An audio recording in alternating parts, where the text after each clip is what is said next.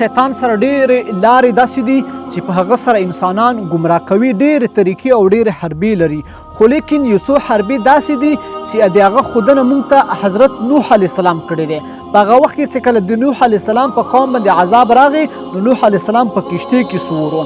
چې کله یې ولیدل مخامخ شیطان دی، نو حضرت نوح علیه السلام ورته وویله وایه بدبخته ته دلته هم راورسېدې، او ښه کلک یې راونیول او ورته ویې ویل چې زه به نن تا نه پرېږدمه تر هغې وخته پورې چې تر څو پورې تا نه ما رازونه نه وي راوښلي، هغه رازونه چې ته په هغې سره انسانان ګمراه کوې. او ورته ویې ویل چې کوم رازونه تا سره داسې دي، کومې حربې در سره داسې دي چې ته انسانان بېلارې کوې، انسانان ګمراه کوې.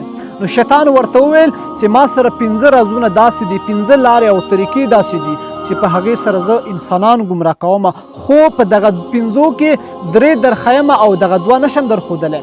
نو حضرت نوح علیه السلام ته الله جل جلاله وحی وکړه، وایه نوح ورته ووایه چې دغه درو ضرورت نشته، دغه 2 راوښیه. نو حضرت نوح علیه السلام ورته وویل چې دغه 2 طریقې او دغه 2 حربې دې راوښیه، دغه درو ضرورت نشته. نو شیطان ورته وویل چې اوس په قلاو غوږونې واوره، هغه 2 دا دي. اول نمبر حسد دی او دویم نمبر حرص دی. په حسد او حرص باندې زه اکثر انسانان ګمراه کوم. ولې؟ ځکه چې زه هم د حسد د وجې نه راوغورځېدم او د تاسې پلار تاسې نیکه حضرت آدم علیه السلام هغه د حرص د وجې نه راوغورځېده. ځکه کوم سړي کې چې حسد وي هغه ناکامه سړی دی، هم په دنیا کې هم په آخرت کې.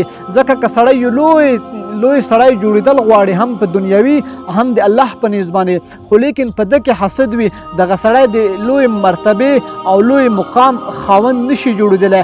یا په کوم سړي کې حرص وي، دغه 2 حربې، دغه 2 لارې چې په ده باندې اکثر انسانان شیطان ګمراه کوي، یو حسد دی، یو حرص دی.